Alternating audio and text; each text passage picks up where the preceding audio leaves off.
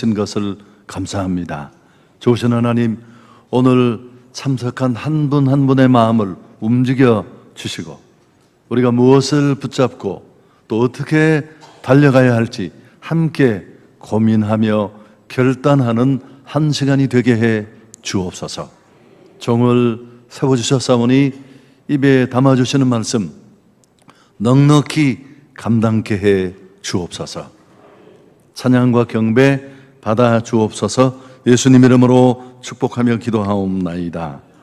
아멘. 목사님 한 분이 한 교회에서 30년 목회를 하셨습니다. 30년은 굉장히 긴 기간이잖아요. 근데 그 길고 긴 30년 동안에 하나님이 목회에 큰 은혜를 주셔서 평안하게 그렇게 목회를 했습니다. 근데 그 30년 목회가 너무 감사해서 낮에 감사 예배를 드리고 저녁 시간이 되었습니다. 이제 잠자리에 들려고 하는데 사모님이 무슨 바구니를 하나 들고 와서요. 그래서 목사님이 힐끗 봤더니만 달걀이 5개 들어있고 돈이 200만 원이 들어있었습니다. 그게 뭐냐고 물었더니만 사모님이 약간 겸연쩍다는 듯이 머리를 끄덕이면서 목사님 이 교회 30년 동안 설교하시면서 수없이 많은 설교를 했는데 참 은혜 될 때도 있었지만 설교가 은혜가 안 되고 힘이 될 때도 많았대. 그때는 자기는 사모로서 성도로서 안타까운 마음, 아쉬운 마음을 담아 이 바구니에 달걀을 담았습니다. 제가 몇 개 했다고 했죠? 5개. 여러분 30년 설교를 해서 죽을 5번밖에 안 끓였다면 이건 대단한 일이거든요. 근데 그 옆에 200만 원이 약간 신경이 쓰였습니다. 그건 뭐냐고 물었더니만 그렇게 모인 달걀을 내다 판 돈이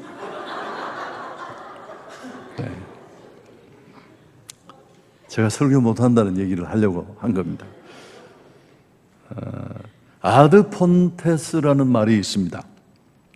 라틴어로 기본으로 돌아가자, 근원으로 돌아가자 그런 뜻인데 원래 르네상스 시대 때 인문주의자들이 외치던 구호입니다. 종교개혁자들도 자주 이 구호를 소리쳐 외쳤고요. 또 기업도 정말 이윤을 남기고 추구하는 기업도 하다가 안 될 때 신음처럼 내뱉는 소리가 바로 기본으로 돌아가자. 이미 너무 많은 시간과 비용을 낭비했는데 스타벅스의 예를 많이 드는데요. 여러분 커피 매장 스타벅스를 알고 계실 텐데 지금은 최고 전성기지만 사실은 2008년으로 제가 기억하는데 전성기를 구가하던 스타벅스가 위기를 만납니다. 매장을 방문하는 고객 증가율이 최저치로 떨어지고 주가는 무려 42%를 곤두박질합니다. 그야말로 총체적 위기를 만났고 원래 이 스타벅스를 창업한 하워드 슐츠라는 이 창업자는 경영에서 물러나 있었는데 이제 전격적으로 복귀를 해서 혁신 프로젝트를 가동합니다. 여러분 이 세 가지는 정말 우리가 어느 직업군 무엇을 하든지 기억하고 곱씹을 만한데 그 첫 번째가 뭐냐 하면은 오늘 회사가 이 모양이 된 것은 전적으로 나의 잘못이다. 하워드 슐츠는 경영을 하지도 않았는데 오늘 이 모든 문제의 책임은 나에게 있다는 그의 용기와 리더십. 두 번째는 더 중요합니다. 커피를 파는 매장의 커피 맛이라는 가장 중요한 기본을 놓쳤다. 그 기본으로 돌아가자 라는 강력한 메시지. 그럼 세 번째는 이런 인식에서 내려진 기본으로 돌아가려는 실제적인 노력을 아주 처절하게 합니다. 미국 7,100개의 매장의 문을 다 내리고 3시간 동안 바리스타들에게 맛있는 커피 교육을 다시 시킵니다. 여러분 이때 무려 들어간 비용만 해도 600만 달러. 그리고 또 뉴올리언스의 리더십들을 다 매니저들을 1만 명 모아놓고 무려 3천만 불을 들여서 리더십 컨퍼런스를 합니다. 그러면서 다시 한번 최고의 커피를 제공한다는 그들의 그 기본 철학을 확인합니다. 여러분, 이 두 가지 사건이 강력한 터닝 포인트가 되었고 스타벅스는 지금 제2의 전성기를 맞고 있습니다. 이 혁신의 가장 바탕에 역시 아드 폰테스, 기본으로 돌아가자가 들어있습니다. 한국 교회는 굉장히 어렵습니다. 여러분 그건 알고 계세요? 코로나 이전에도 한국 교회는 어려웠어요. 그 이유는 한두 가지가 아니지만 좀 이렇게 데이터를 속이면서 그렇게 버텨왔는데 코로나라는 난적을 만나서 들통이 났습니다마는 한국 교회가 어려워진 이유는 한두 가지가 아니지만 저는 기본을 놓친 데 있다고 생각합니다. 교회가 무엇일까요? 도대체 교회는 어떤 곳일까요? 세상의 어떤 다른 기관과는 다른 교회만이 줄 수 있는 그 무엇이 있다면 그게 무엇일까요? 마치 스타벅스의 커피 맛과 같은 본질, 핵심 가치가 있는 것. 그게 뭘까요? 예? 복음입니다. 복음. 할렐루야. 예수가 그리스도 되신다는. 오늘 이 16절 다시 한번 보시죠. 내가 복음을 부끄러워하지 아니하노니 이 복음은 모든 믿는 자에게 구원을 주시는 하나님의 능력이 됩니다. 여러분 제가 자주 묻는 질문인데 인간은 어떤 존재일까요? 이건 굉장히 좀 철학적이고 인간론적이고 존재론적인 질문이지만 인간은 어떤 존재냐 하면 구원이 필요한 존재입니다. 우리는 태어날 때 죄를 가지고 태어나요. 이걸 원죄라고 하잖아요. 그 원죄를 근거로 살면서 수없이 많은 죄를 짓습니다. 결국 인간은 죄 때문에 죽고 죽으면 끝이 아니라 심판받고 영원한 형벌을 받는 게 죄를 끊어내지 못하는 인간의 구조입니다. 행복할 수 없어요. 큰 차 타고 좋은 집에 살고 뭘 먹더라도 편안할지 모르지만 평안할 수 없습니다. 죄 문제를 극복하지 못한 인생은 살아도 사는 게 아니에요. 온갖 고통에 허덕이다가 그 찰나의 인생을 끊어먹고 나면 죽음 앞에 처참한 형벌로 끌려가는 게 인생의 모습입니다. 철저하게 죄에 침몰된 인생입니다. 여러분, 바로 이 죄의 걸림돌을 종지부짓는 방법은 예수밖에 없습니다. 예수가 그리스도라는 말의 뜻은 어렵게 설명할 수 있지만 죄로 말미암는 그 모든 문제의 해결책이 해법이 예수신 줄 믿습니다. 여러분, 이 복음을 전하는 사명과 책임이 우리에게 주어졌고 전도나 선교는 프로그램이 아니에요. 교회 성장의 방편은 절대 더더욱 아니고 결과가 그렇게 될지 모르지만 교회의 정체성이고 본질적 사역입니다.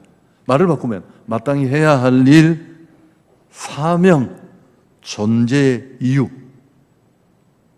터를 조금 난다면 열매가 없어도 해야 할 일이에요. 정체성이 있는 일이니까 교회를 교회답게, 성도를 성도답게. 여러분, 이건 점잖은 표현입니다. 교회를 교회답게, 성도를 성도답게. 교회답지 않은 교회가 교회일 수 있습니까? 십자가를 매달았다고 성도답지 않은 성도가 성도일 수 있습니까?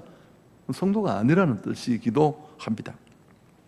저는 차라리 이게 제자도라고 말하고 싶은데 좀 오해의 소지가 있습니다만은 저는 한국 교회의 제자도에 대한 개념이 좀 왜곡되지 않는가 그런 생각을 합니다. 그래서 좀 차별하고 싶었어요. 원래 성경이 그리는 제자의 모습을 또렷이 말할 수 없을지 모르지만, 그래서 제가 우리 목사님들과 함께 고민을 하면서 선교적 제자도라는 말을 좀 구별된 의미로 규정을 하고 사용하기로 했는데, 성경은 철저하게 제자에 관심이 있습니다. 크게 무리와 제자가 있지만 처음에는 다 그렇게 군중으로 무리로 출발을 합니다마는, 여러분, 제자는 어떤 사람일까요? 예수님이 키우신 제자들의 모습을 보면 제자는 어떤 사람일까를 우리가 좀 미루어 짐작할 수 있는데, 그래도 헷갈리면 예수님을 보시면 됩니다. 예수님, 너희는 나를 따르고 나를 보라고 하신 그 예수님의 모습을 보면 제자의 모습을 알 수 있는데, 예수님이 공생의 33년 동안 보여주신 모습은, 자, 저는 이 구절로 설명하고 싶은데요, 마가복음 1장 38절 자막이 나왔죠. 우리 같이 한번 읽을까요? 이르시되 우리가 다른 가까운 마을로 가자. 거기서도 전도하리니 내가 이르. 여러분, 하나님이신 그분이 공생의 기간 내내 하신 일이 뭐라고요? 목회자들 모아놓고 막 고상한 거 가르치고 기술을 전도하셨습니다. 이 좌우 앞 문맥을 보면 예수님이 기적을 행하시고 치료를 행하시고 그 혜택을 본 수많은 사람들이 몰려와서 그분의 이름을 외치고 남기를 바라고 막 대접하려고 할 때 단호히 그 인간적인 연연함을 끊어내고 총총히 다음 여정으로 가면서 토해낸 말씀입니다. 이르시되 우리가 다른 가까운 마을들로 가자. 거기서도 전도하리니 내가 이를 위하여 왔노라. 제 표현이 좀 그렇습니다만 전도를 치사하게 생각하는 교회가 많아요. 목사님이 별로 능력도 없어서 사람을 끌어오지도 못하고 설교에 파괴력도 없고, 그런 교회들이 어떻게 교회 재정 지키고 수요 확보하려고 막 동네 누비면서 치사하게 안 팔리는 물건 팔듯이. 제가 약간 날카롭게 일부러 얘기를 하고 있는 거예요. 왜? 여러분이 어지간한 얘기를 들어서 눈도 깜짝 안 하는 분들이니까. 온갖 고상한 이야기를 하면서, 여러분, 그렇지 않습니다. 우리는 구원을 너무 좁게 편협하게 생각합니다. 자기만의 구원으로, 나 구원받아서 나는 죽을 죄인이었는데 하나님의 은혜로 나를 살려주셔서 너무 감사해요. 여러분, 그리고 끝내시면 안 돼요. 그거는 반쪽도 아니라 동상이몽입니다. 성경을 읽어보세요. 주님은 내게 구원의 은혜를 주신 것은 너 하나 예수 믿고 구원받고 끝나라는 게 아니라 우리를 통해 복음을 전달하려는 넓은 의미의 구원의 개념이 우리에게 남아있는 줄 믿습니다. 오늘 교회가 위기를 맞고 있습니다. 여러분, 교회 위기는 어떤 위기냐 하면 종교다원주의, 신천지. 저한테 매일 한 20통씩 메일을 보내요. 와, 대단한 분들이에요. 신천지 같은 이단, 아니면 누가 그러더라고요. 한국교회 교인을 보고 열심은 있는데 헌신이 없다. 목청껏 떠드는데 헌신이 걸리면. 저희 교회도 그랬어요. 임직을 저 이번에도 이제 좀 세워야 되는데, 지난번에 160명인가 세울 때 저희는 벌써 몇 번째 됐습니다. 우리 그런 거 없다. 죄송합니다. 우리 교회의 경우입니다. 그냥 무슨 임직 헌금 이런 거 하지 말자. 그랬더니 우리 장로님이 목사님 저희들 그거 받아서 벌써 살려고 했는데 장로님 사시죠? 그러니까 10년 전에만 해도 그러면 아멘 하고 샀는데, 그래서 제가 그랬습니다. 우리 그냥 한번 해봅시다. 선물도 교회에서 사주겠다.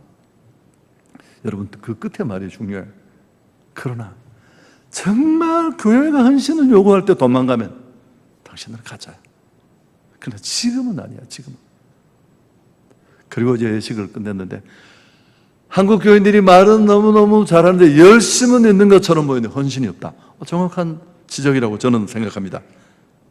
코로나19, 제가 좀 토를 달아서 헷갈리시는데, 이런 것들이 교회 위기를 초래한 게 아니라 교회가 교회의 영광을 모른다는 겁니다.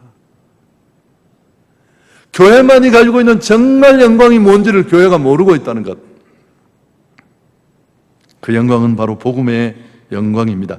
예수가 그리스도 되신다는, 죄 때문에 거들난 인생 살려고 몸부림치고 온갖 노력을 하지만 그런 변화는 우리를 결코 행복하게 할 수 없는데 예수의 피, 복음으로만 행복해질 줄 믿습니다. 복음은 믿는 자에게 구원을 주시는 하나님의 능력이 됨이니라. 여러분, 예수가 그리스도 되신다는 이 외침은 우리에게만 주어졌습니다. 도대체 이런 굿뉴스를 전할 수 있는 곳은 아무도 없어요. 교회가 침묵하고 그 구원의 감격, 구원의 복음, 구원의 영광을 누리고 있는 우리가 입국 다물고 나 예수 믿고 구원받았어, 더 좋은 예배, 더 체계적인 훈련하다가 종땡 치고 천국 가면 화장실 앞에 다 엎드려 뻗쳐야 돼. 아니, 전해야 될 빚이 있고 해야 할 일이 있는데, 여러분, 교회 위기는 저는 정체성의 위기라고 생각합니다. 정체성의 위기. 스타벅스가 어려울 때 저는 생각이 나더라고요. 그때 매장에서 밥도 팔았어요. 이게 진짜 망하는 길이라는 거 아시죠? 매장이 자꾸 고객이 줄어들고 정상으로 움직이지 않으니까 막 밥도 팔고 음식도 팔고. 복음 증거는 멈출 수 없습니다. 중단될 수 없습니다. 왜요? 본질이기 때문에, 존재 이유이기 때문에. 저희 교회 오신 자고 친한 목사님이신데 그분은 본질을 이렇게 설명했습니다. 집에 불이 났는데, 불이 나면 안 되지만 정말 시간이 없어서 딱 한 가지밖에 가지고 나올 수 없다면 그 한 가지가 바로 본질이다. 2020년 2월이었습니다. 제가 2월에도 이렇게 살짝 쉬는 그런 달인데, 제주도에서 제가 이제 설교를 부탁을 드리고 몇 주를 쉬고 있었는데 코로나 바로 직전입니다. 갑자기 방역 지침이 나오면서 난리가 나서요. 그래서 제가 한 주가 남았는데 불안해서 쉬지를 못해서 제가 행정실에 전화를 했습니다. 했더니만 우리 행정 담당 목사님이 내가 어떠냐고 물었더니만 목사님 막 전화가 떼거리로 몰려와서 이번 주일에는 1, 2천 명이 안 올 것 같다고. 그래서 내가 상황이 그렇게 안 좋으냐, 그럼 내가 갈까요? 목사님 오시면 성도들이 좀 제가 그 설교자한테 양해를 구하고, 그게 토요일 2시였습니다. 다시 돌아와서 코로나가 그렇게 무서울 줄도 모르고 아무것도 두려워하지 말라라는 제목을 정하고 제가 설교를 했어요. 설교를 마치고 이제 2부 예배, 3부 예배 마치고 준비를 하는데 그 4부 가는데 조금 시간이 있어요. 약간 텀이 더 길어요. 우리 선임 장로님이 저를 찾아온 겁니다. 온갖 우울한 표정을 해가지고, 왜냐하면 저희 교회는 행복한 사람들의 축제라는 이 축제를 3월 첫 주에 시작을 해요.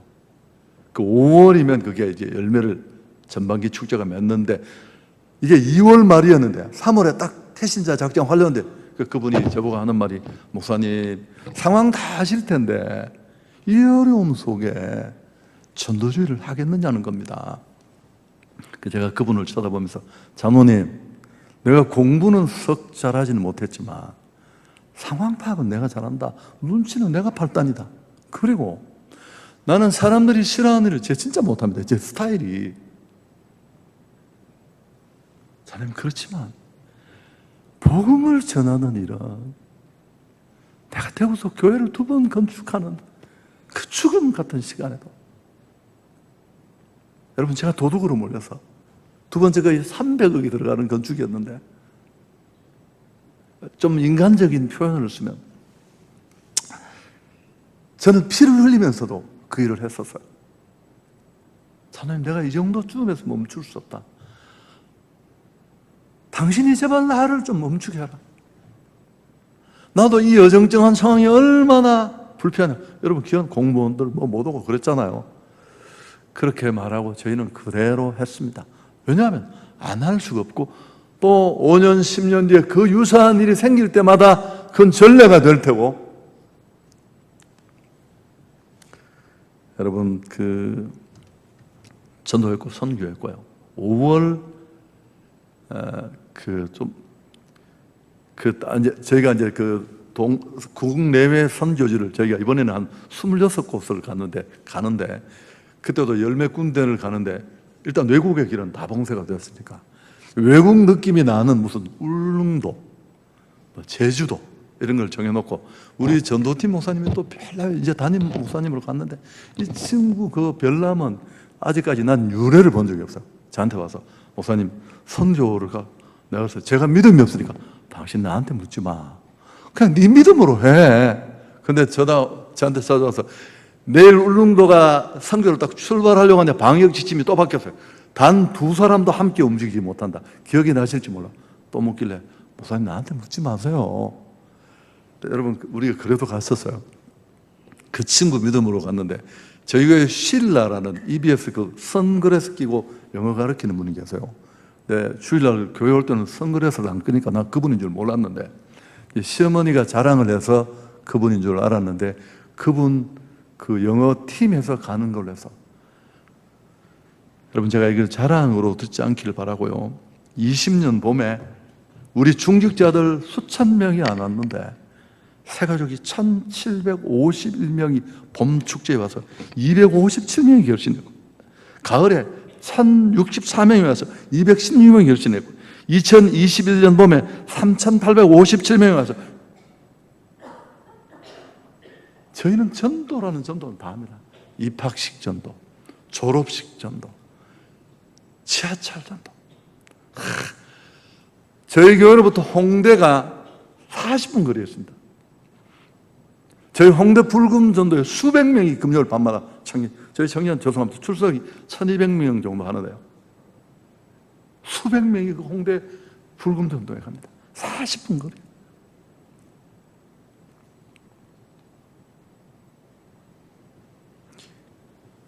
지난해는 얘기 다 못하고요. 여러분 복음을 전하면 행복해집니다. 어떻게 하면 교회가 건강하고 행복해질까? 카페도 만들고 야유회도 하고 하지만 아닙니다. 진짜 과거의 빌립보서에 이런 복음 안의 교제라는 그 번역이 그 번역 참 좋았던 것 같아요. 교제 중에 최고의 교제는 생명을 위해서 함께 울고 생명 때문에 함께 통곡하고.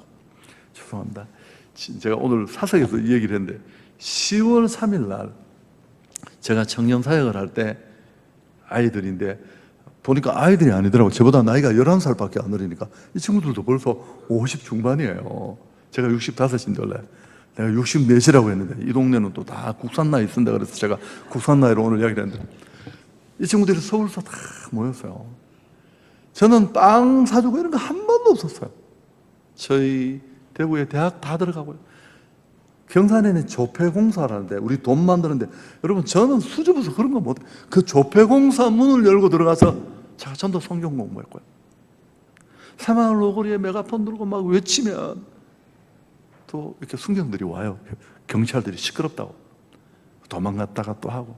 그럼 그 오거리에 동신교회 장로님이 금은방 하는 분이 또 너무 좋다고 5만 원 주면 사이다 사 먹고 또 하고. 단에 빠진 아이 하나를 구하려고 걔 집 문 앞에 12시까지 기다리다가 밤새 지가 기도하면 이슬이 내린대요. 그래서 내가 한번 내리게 해봐라.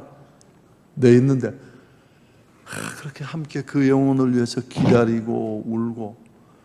여러분 그게 전우가 돼서 30년 40년이 흘렀는데 우리는 여전히 본질에 충실하고 복음을 흘려보내면 됩니다. 자, 가수가 있다고 칩시다. 가수는 노래 잘하면 됩니다. 못생기고 비주얼이 좀 그래도 김범수 어떻게 생각하세요?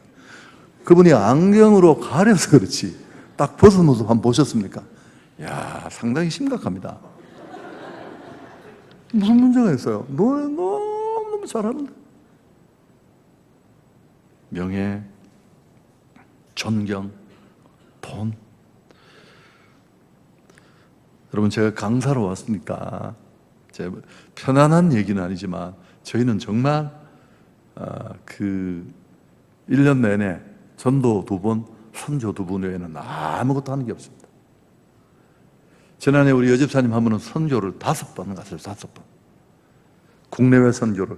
근데 참 남편이 멋있는 게 외국에 다니는 분인데 돈 벌어서 그 부인이 5번을 갔다가 몸살이 난 겁니다. 그래서 여보 나 이제 힘들었어. 좀 줄여야 되겠다. 그러니까 남편이 화를 벌고 무슨 소리를 하느냐고. 아니 그럴수록 더 열심히 해야 되지. 그래서 내가 만나서 우리 카페에서 커피를 한 잔 쏘려고 아직 쏘지는 않았고요. 제가 참 설명을 다 드릴 수 없는데 누가복음 15장에 또 설명할 기회가 있을 것 같은데 3가지 비유가 나옵니다. 어린 양 비유, 이런 동전 비유, 흔히 우리가 말하는 탕자의 비유라는 게 있는데 이거 원래는 이런 아들의 비유예요. 이 비유는 3가지가 제각각 다르지만 이 비유가 주는 공통점이 뭘까요? 잃어버린 한 영혼이 돌아왔을 때 하나님이 얼마나 기뻐하십니까? 여러분 교회의 기쁨은 이게 다예요.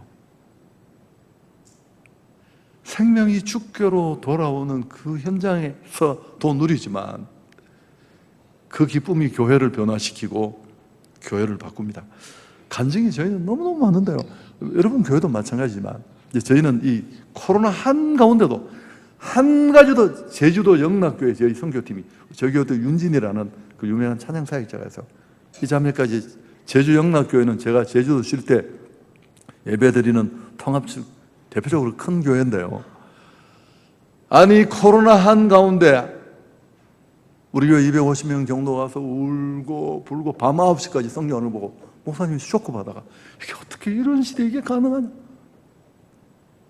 여러분 길거리 또 무슨 이렇게 숲 있는 저희 교회가 목동 부근이어서 그런 데 가면 여전히 복음을 기다리는 사람들이 있다는 사실. 제가 오늘 우리 목사님에게 여쭤봤는데 이 사천에도 인구가 10만이잖아요. 제가 복음화율을 물었더니만 10%, 뭐 정확한 통계인지 모르겠습니다만. 그래서 저희는 이제 그 봄의 교향곡이라는 걸 하는데 그 봄의 교향곡이 뭘 하는 거냐 하면 이름이 괜찮죠. 교향곡을 하느냐고 계속 묻는 분이 계세요. 그 이름을 그렇게 해서 우리가 악기가 되어서 구원의 노래를 불러서 생명의 열매를 주님 앞에 올려드리자. 그걸 좀 그렇게 예쁘게 지은 건데 매년 교향곡은 언제 하느냐고 그래서 제가 화나서 서울 교향악단을 불러서 한번 했는데 여러분 이 봄의 교향곡은 처음에는 다 이야기 못하는데 원래는 가정집을 돌면서 오전, 오후 제가 만든 아이디어예요.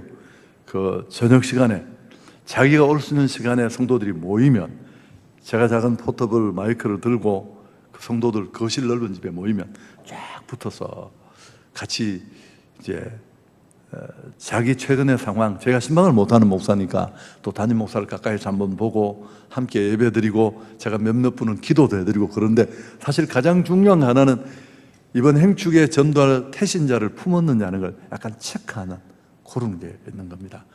근데 코로나가 왔을 때 우리가 했을까요? 못했을까요? 우리 다 했다고 했죠. 저희가 춤을 열었습니다.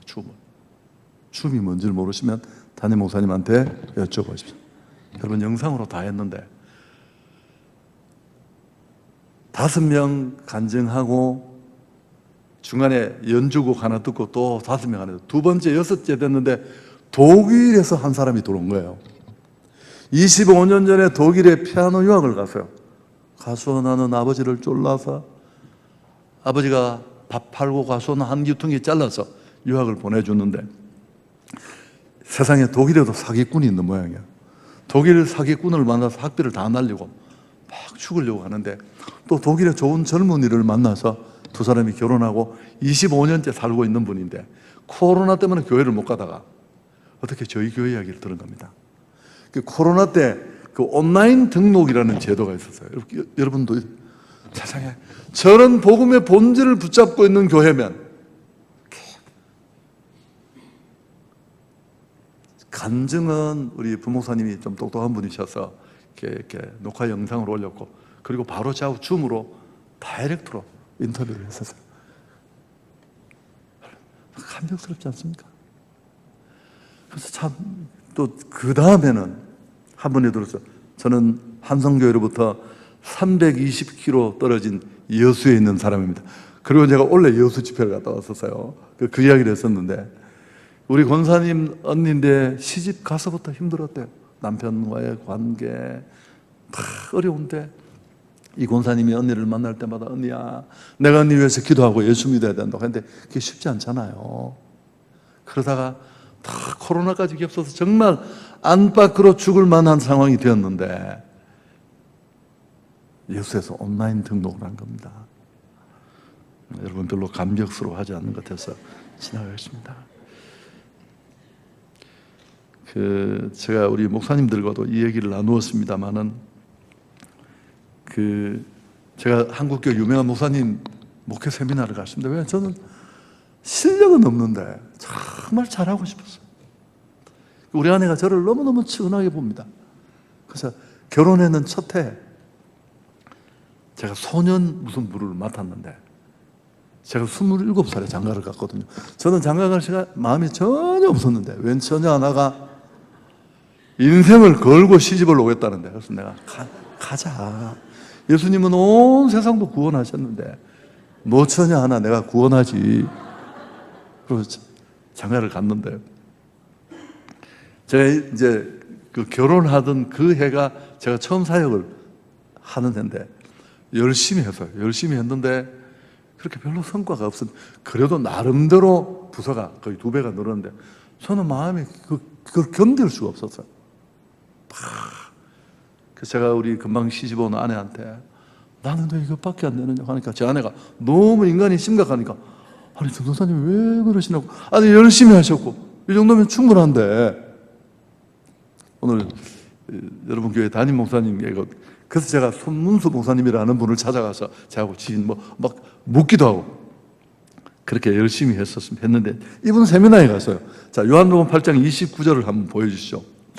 이 목사님은 제가 이름은 밝히지 않겠습니다. 사랑의 교회가 약간 분쟁을 할 때 이분이 대안도 제시하던 아주 귀한 분인데 이분이 목회가 너무 풍성하고 생명 역사로 가득해요. 후배들이 질문을 한 겁니다. 그 강의가 끝나고 물으니까 이분이 다 하나님 하셨대다. 그걸 누가 몰라. 근데 배우려는 사람은 참 마음이 그렇잖아요. 그러자 그분이 이 구절을 찾아서 읽어주셨습니다. 우리 같이 한번 읽을까요? 나를 보내신 이가 나와 함께 하시도다. 나는 항상 그가 기뻐하시는 일을 행함으로 나를 혼자 두지 아니하셨다. 이게 예수님 하신 말씀이에요. 그분이 목사님 나는 내가 교회를 개척하고 이게 내 교회라고 생각해 본 적이 한 번도 없고 이 교회는 주님의 교회니까 주님이 뭘 기뻐하실까 정말 주님 밥상 차리는 마음으로 교회를 했더니만 한순간도 나를 버리지 않고 나와 함께해서 내 목회가 이렇게 풍성했다. 제가 길게 말씀드릴 수 없으니까 제 목회가 거듭난 날이었습니다. 저는 큰 망치로 뒤통수를 맞는 것 같았고요. 그래 하나님 나는 내 스타일이고 뭐고 다 버리고 정말 주님이 원하시는 일을 하겠습니다. 여러분 그러면 성경은 정독해야 되는 책이지만 빨리 한번 읽을 필요가 있습니다. 성경 전체를 관통하는 뭘까요? 잃어버린 한 영혼에 대한 하나님의 눈물.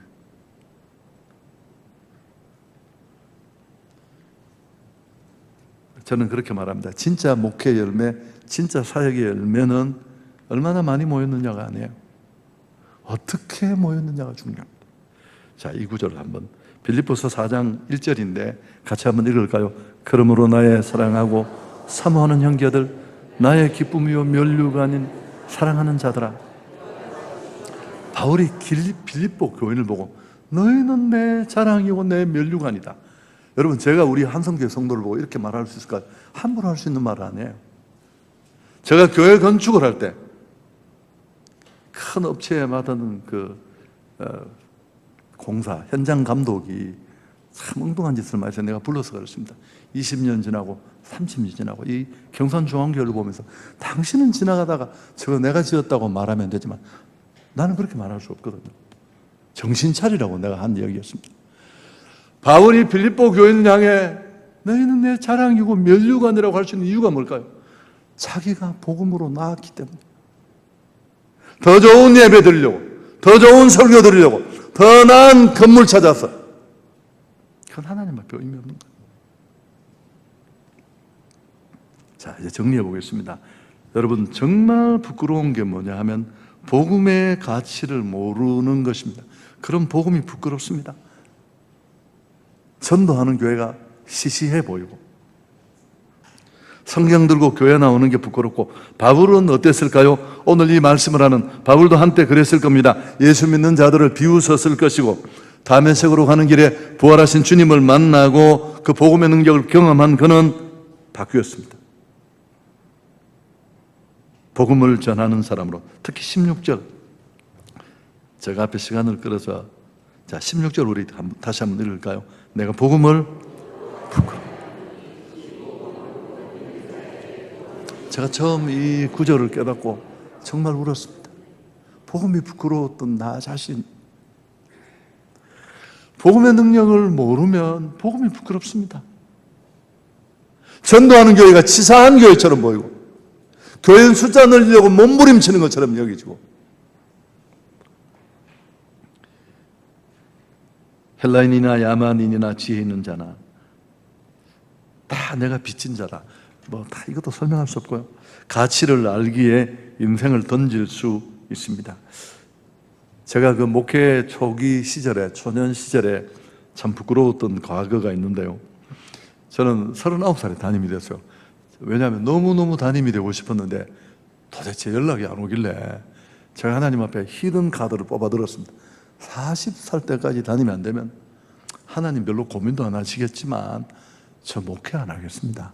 그리고 제가 39살 1월부터 아침 금식하고 철야를 시작했습니다. 근데 하나님이 저를 경산중앙교회 담임을 언제 시켜주셨냐면 12월 셋째 주일에 제가 담임이 됐습니다. 제가 부임을 해서 시간이 조금 흘렀는데, 경산의 남산이라는 곳에 헤비타트 사랑의 집 짓기 본부에서 집을 21채를 지어서 제가 입주자들에게 인수하는 전달식을 하는데, 이제 제가 지역 교회 좀 규모 있는 교회에서 제가 설교를 하게 됐고, 이 헤비타트 총재가 누구냐면 정근모 장로님, 과기부 장관님, 이분이 이제 축사를 하러 오신 겁니다.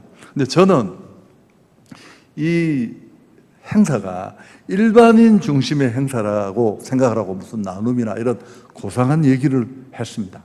근데 이분이 축사로 딱 나오더니만 배짜고짜 집이 중요하지만 그렇게 중요한 집이 아니다. 예수를 믿어야 되지. 죄송합니다. 제가 거친 표현하면 나 그날 쪽팔려서 내 죽는 줄 알았어. 그 이야기를 누가 해야 될 얘기야? 내가 해야 될 얘기죠. 저는 이 눈치 보고 저 눈치보다 못한 거예요. 그럼 이분은 세계적인 과학자인데 경기 중고를 1등으로 서울대를 졸업하고 미국 대학 가서 2년 만에 박사를 받고, 그때 나이가 23살입니다. MIT 연구원, 과기부, 과기처 장관, 카이스트를 만든 분이고, 이 세계적인 과학자가 어떻게 이런 믿음을 갖게 되었을까요? 아들의 불치병을 통해 복음의 능력을 경험한다십니다. 아멘. 바울처럼 복음이 자랑스럽지 않다면 어쩌면 당신은 복음을 제대로 경험하지 못한 사람일 수 있습니다. 저는 우리 후배 목사님들 이제 제가 한 번씩 만나면 항상 그런 얘기합니다. 복음은 정말 위대한 것이고,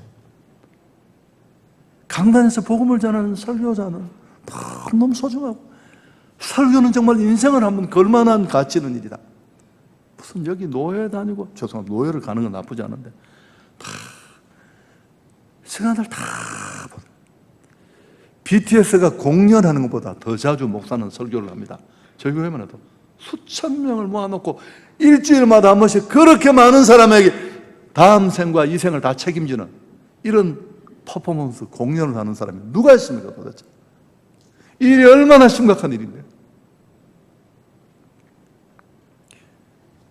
바울의 자랑이 무엇인지, 기독인으로서 나의 실상, 복음과의 관계 속에 내 위치가 어디에 있는지를 알고 싶다면 나의 자랑이 무엇인지를 보면 아는데요. 학벌, 자식, 연봉, 차량. 우리 목사님 설교 잘한다. 카페 우리 진짜 크다. 한성교회는 카페가 250평입니다. 더 큰 데 있으면 나오십시오. 여러분, 그게 자랑입니까? 치사한 거지, 그게. 바울의 경우는 어땠을까요? 자, 갈라디아서 6장 14절 같이 한번 읽습니다. 그러나 내게는 우리 주 예수 그리스도의 십자가 외에는 결코 자랑할 것이 없다. 여러분, 바울이 좋습니다.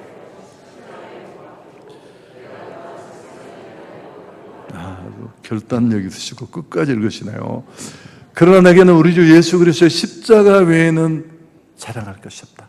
바울이 자랑할 게 얼마나 많아요. 출신, 성분, 학벌, 시대의 석학. 더군다나 바울은 3층천을 달려온 영계를 가진 사람입니다. 그는 그 무엇도 자랑하지 않고 다 배설물로 여기고 내 주 예수 그리스도를 아는 지식이 가장 고상하다. 그래서 제가 대체 불가라고 정한 이유, 복음의 능력을 소유하면 몇 가지를 확신합니다. 복음의 필요성. 땅의 모든 사람은 누구든지 그리스도를 필요로 한다. 왜? 인간은 죄를 가지고 있고 구원이 필요한 존재이니까. 이걸 복음의 필연성. 두 번째, 복음의 절대성. 예수님을 대신할 것은 이 땅에 아무것도 없다. 예수 아닌 다른 그 무엇도, 천하인간의 구원을 얻을 만한 다른 이름을 우리에게 주신 적이 없다. 세 번째, 복음의 완전성. 예수 믿기만 하면 구원받는 줄 믿습니다. 뭘 추가하거나 더할 필요가 없어요. CCG의 김준건 목사님이 생전에 캠퍼스에 젊은이들을 모아놓고 자기가 선창하면 너희들은 무조건 예수 그리스도라고 소리내어 외치라. 기억하시죠? 내 인생의 문제 어떻게 해결할까? 예수 그리스도. 내 힘으로 안 되는 악한 습관 어떻게 할까? 예수 그리스도. 방황하는 사람 어떻게 할까? 인간관계가 어려운 사람, 지금 힘들게 살아가는 내 가족, 친지, 예수 그리스도. 이 나라, 이 민족 어떻게 살릴 수 있을까? 자, 제가 이 얘기하고 시간이 많이 가서 여러분 불편하실까 봐 지난 2024년 봄행축 때였습니다. 저희가 봄행축이 메인인데 제목이 가나다였습니다. 구미 출신의 목사님이 이 주제를 봄행축에 정하면 상금도 받고 하는데, 이 가나다 행축 제가 오부 예배에 들어갔어요. 오부 예배 청년 중심의 예배인데, 저희는 행복한 사람들의 축제라는, 전도 축제를 하는 당일에는 예배 순서가 다 싹 사라져요. 성가대도 없고, 대표 기도는 원래 한 번밖에 하지 않는 대표 기도도 다 없고 전도하라는 거죠. 죄송합니다. 두루마기 입고 거기 올라가서 어쩌겠다는 전도한, 그렇게 안 하는데, 간증자를 세우는데 저는 정말 그날 정말 얼마나 많이 울었는지 몰라요. 오부 예배에 유경빈이라는 호리호란 청년, 28살 청년이 간증을 한 겁니다. 했는데 오늘 이 오부 예배 행축에 자기 어머니 아버지가 초대받아 저기 오셨다고 우리가 박수를 쳐드리고, 그러면서 첫 말이 그런 거였습니다. 버림받아 보신 적이 있습니까? 자기 6살 때 아버지 어머니가 이혼을 하고 헤어지니까 자기를 시설에 보냈대. 너무 집에 오고 싶어서.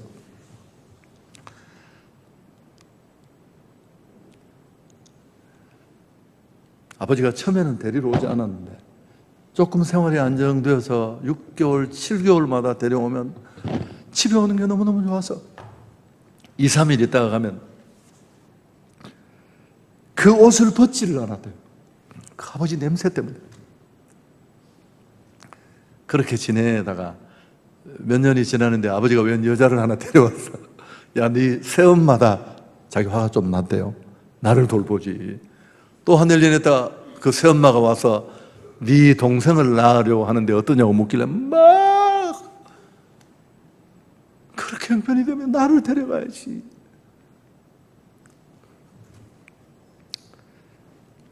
그리고 이제 고등학교를 졸업하고 대학을 마치고 빨리 돈을 벌어서 이제 시설에서 나와서요.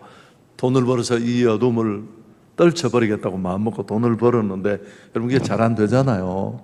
그래서 술 먹고 악수에 매이고 그렇게 홍대 거리를 흥청망청 걸어가다가 누구를 만났을까요?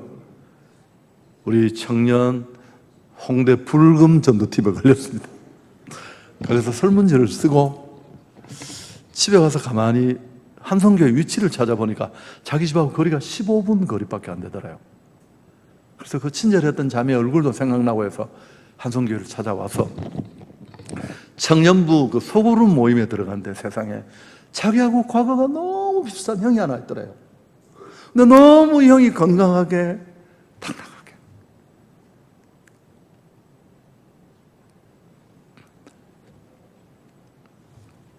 그래서 수련회를 가서 저 이번에 수련회만 940명 왔어요. 여러분 이런 청년이 잘 없어요. 제가 자랑하는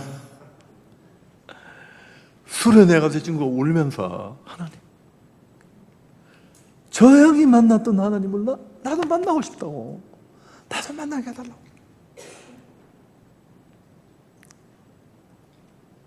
인생이 바뀐 거예요. 세상에 나중에 알고 보니까 어머니가 그날 그 얘기를 듣고 아기를 가졌는데 아기를 그걸 뭐라 그러죠? 한 겁니다. 그래서 저분은 내 어머니시라고. 내가 별로 감동 있게 얘기를 못한 것 같아요. 여러분, 자, 아니 이런 변화를 여러분 이런 변화를 만들 수 있는 곳이 어디에 누가 무엇? 여러분, 내가 오늘 다 얘기를 못하지만 우리 자우치단 우리 목사님도 아시는데 제 제자 중에 또 한 명이 있는데 얘는 제가 만났을 때 깡패였습니다. 깡패. 일공수 출신에 전국을 따블백 메고 돌아다니면서 과거도 험하고요. 근데 얘가 나를 좋아해서 나를 저를 뭐 이유는 없어요. 그냥 목사님이 다 묻고 싶대요. 태양 먹어냈는데 검정고시를 치고 지금 목사가 됐죠. 정말 제가 배우는 게 너무너무 많.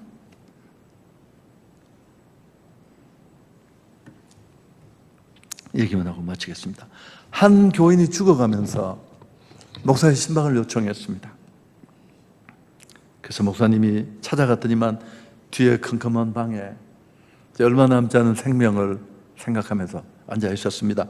교회에서 아주 존경받는 오래된 사람이었는데 그래서 그분이 목사님을 보더니만 그러더래요. 목사님, 저는 죽는 게 두렵지 않습니다. 내가 예수를 알고 구원받았고 나는 지금 죽어도 천국 간다는 걸 알기 때문에 나는 죽음이 두렵지 않습니다. 근데 목사님, 나는 죽는 게 부끄럽습니다. 내가 복음을 받았고 구원을 받았지만 복음을 전해야 되는 사명을 놓치고 전도자의 삶을 살지 못했습니다. 그 앞에 그 구절을 한 번만 더 제가 빨리 말씀드릴게요. 여러분이 자발적으로 안 왔을 것 같아서 내가 이렇게 눈치를 보는 거예요. 자, 요한복음 8장 29절을 한 번만 앞에 더 띄워주시면 그 복음 전하는 일을 하나님이 얼마나 좋아하시는지 여러분, 저는 저희 한성교회를 보면 제가 저희 교회 이야기를 정말 구체적으로 해드리고 싶은데 소문이 날까 싶어서 그래서 어떤 청년 하나가 있었습니다. 대학 졸업반, 오래전의 이야기입니다.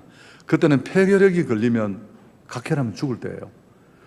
대학 졸업반 학생인데 폐결핵이 걸려서 피를 토하다가 대전 어느 지방에 있는 그 요양소에 이제 들어가서 마지막 죽음을 준비하는데 신앙생활을 열심히 하던 그런 학생이었습니다. 그래서 자기가 돌아보니까 내가 죽기 전에 내가 진 복음의 진 빚이라도 갚고 죽어야 되겠다. 여러분, 통계를 보면 86%가 누군가가 내게 복음을 전해준 사람이 있는데 그 빚도 못 갚고 죽는데.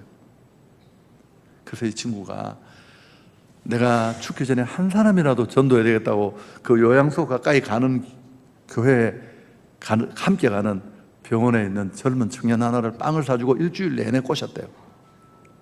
그래 데리고 교회 가서 이름을 과거에는 이름 불러주지 않으면 뭐 이렇게 새 가지고 왔다고. 그래 너 그리고 나서 이제 신경을 좀 썼더니만 막 그 몸도 안 좋은데 너무 피곤해서 교회를 다녀와서 살짝 잠이 들었대요. 잠이 들었다가 비몽사몽간에 예수님이 오셨더래요. 너 오늘 낮에 전도했다면서. 그러니까 예, 제가 한 명 했다고 하니까 기분이 어떠냐고 묻더래요. 너무 기분이 좋았다고. 예수님이 또 물으시대요. 그래, 전도할 때 기분이 어땠다고? 너무 좋았다고. 3번을 묻고 4번째 또 뭐라고 하셨을까? 내 병이 나았느니라. 여러분, 이분이 안산제일교회 고훈 목사님, 시인이시고 지금 은퇴를 하셨는데, 우리 교단에서는 안산 동산교회가 큰 줄 알지만 안산제일교회가 더 큰 교회예요. 그 큰 거는 중요하지만 빽빽 마른 분이, 제가 그분 계실 때 한번 갔었는데 피를 토하면서 복음을 그렇죠. 저는 제가 제 목회에 대구에서 12년 담임, 서울에서 15년 6개월 담임하는 내내 제 가슴에 충분하지 않지만 정말 복음만 외쳤고요. 어떤 사람이 저를 비판하려고 종이에 10가지를 적어왔더라고요. 대구에 있을 때. 도은웅 목사가 고쳐야 될 10가지. 그 어디서 많이 봤는 이야기요. 저는 그런 거 용서하지 않거든요. 당신이 나를 어떻게 아는데? 네가 나를 얼마나 아는데? 근데 그 중에 한 가지가 뭔 줄 아십니까? 기가 막힌 게, 당신 맨날 전도 이야기만 하는 거야. 당신 모든 설교가 결론이 있었나? 내가 그거는 좋아. 정말이냐고. 그러니까 아니, 피드백 좀 받으세요. 그래서 여러분, 저는 정말 그런 목사가 되고 싶었어. 앞에 코팅을 해서 붙여두어서 내 모든 설교는, 그래서 내가 패려고 하다가 웃기면서 너무 감사하더라고. 내가 다 정말 꿈에도 그 소리 한번 듣고 싶었는데. 여러분, 오늘 어떤 마음으로 왔든지 복음을 위해서 살 수 있기를 축복합니다. 너희는 먼저 그의 나라와 그의 의를 구하라. 그리하면, 여러분, 저는 받은 복이 흉내만 냈는데 저는 정말 저희 교회가 너무너무 좋고요, 우리 성도들이 좋고, 제가 하는 일이 좋고, 누가 저를 보고 야, 인생을 다시 한번 무슨 그런 재수없는 소리를 하느냐, 지금까지 내가 살아온 삶만 해도. 그만하겠습니다. 꼭 교회와 함께 이 사천에 죽어가는 영혼들을 위해서 여러분이 구원의 복음을 전하는 감격, 축복을 누릴 수 있기를 바랍니다. 찬양하겠습니다. 이 행복이라는 찬양을 부르고 싶은데요, 부를 줄 아시죠? 성경 왜 부르냐면 그 중에 복음을 전할 수 있는 축복이 요 구절 때문에. 여러분, 세상에 하겠습니다. 하고 기도하고 마칩니다.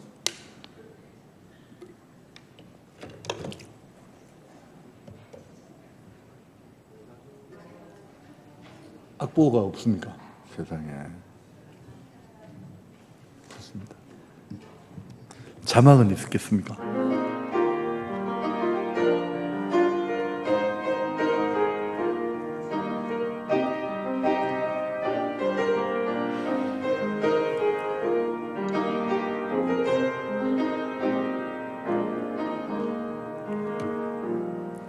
내가 누려왔던, 키가 많이 높은 A로 하셔야 돼요.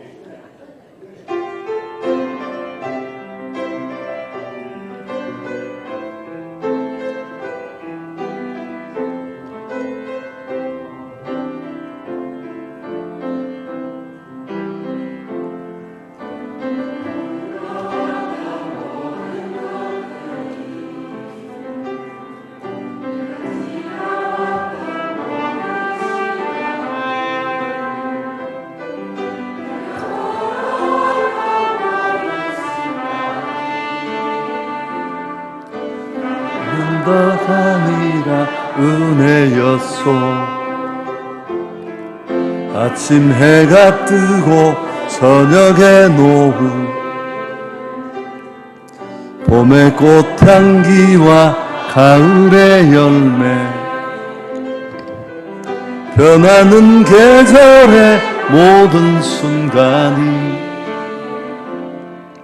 당연한 것 아니라 은혜였소.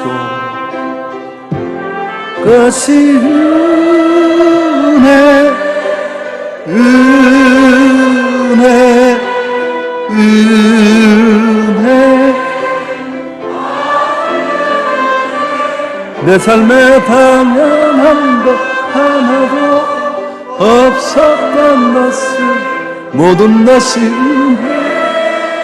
은혜였어. 2절도 하겠습니다. 내가 이 땅에 태어나 사는 것 어린아이 시절과 지금까지 숨을 쉬며 살며 꿈을 꾸는 삶 당연한 것 아니라 은혜였소. 내가 하나님의 자녀로 살며 오늘 찬양하고 예배하는 삶 복음을 전할 수 있는 축복이 당연한 것 아니. 손들고 찬양합니다. 모든 것이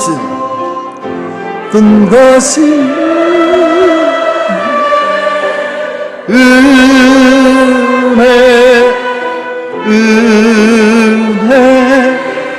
하나님 은혜 내 삶에 당연 없었던 것은 모든 것이 은혜였어. 우리 시간 주님 자꾸 2분만 통성으로 기도하겠습니다. 오늘 짧은 시간에 서툴게 들었지만 너무 잘 아는 내용이니까 여러분 복음을 위해서 사는 인생이 누리는 그 축복, 그 감격, 그 행복을 여러분이 꼭 하셨으면 좋겠습니다. 다시 말하지만 저는 목사이지만 부끄럽고요. 그 흉내만 냈어요. 이 경상도 여기도 그 경상도 말에 읽낸다는 말 있잖아요. 그 흉내만 내었는데도 저는 너무너무 많은 은혜와 축복을 누려서 꼭 여러분이 이 축복을 누렸으면 좋겠습니다. 우리 주님 한번 잡고 하나님 오늘 이 말씀이 내 안으로 들어오게 해 주옵소서. 복음을 부끄러워하지 않고 복음은 죄로 무너진 인생을 구원하는 능력이 있는다는 말씀 붙들고 이 사천 땅, 이 민족 온 지구촌에 죽어가는 영혼들에게 때를 얻든지 못 얻든지 복음을 전하겠습니다. 이 성회의 목표이기도 합니다. 우리 주님 한번 잡고 기도하며 나갑니다. 주여 하나님 오늘 밤에도 우리를 이 은혜의 자리에 있게 하심을 감사합니다. 내가 복음을 부끄러워하지 않아노니 이 복음은 모든 믿는 자에게 구원을 주시는 하나님의 능력이 된다고 했습니다. 이 놀라운 복음의 은총을 먼저 알게 하시고 누리게 하셨습니다. 내 안에만 멈춰두지 말게 하시고 예수를 모르는 죽어가는 영혼들에게 이 도시의 많은 구원받아야 될 사람들 이번에 구원 주시려는 심령들에게 담대히 복음을 전할 수 있는 우리 모두가 되게 해 주옵소서. 하나님 짧은 시간에 진행되는 이 집회지만 참여한 심령들 한 사람 한 사람 마음을 움직여 주시고 복음의 증인으로 살겠다는 결단과 각오가 있게 해 주옵소서. 이 성의 모든 가정을 하나님이 주관해 주옵소서.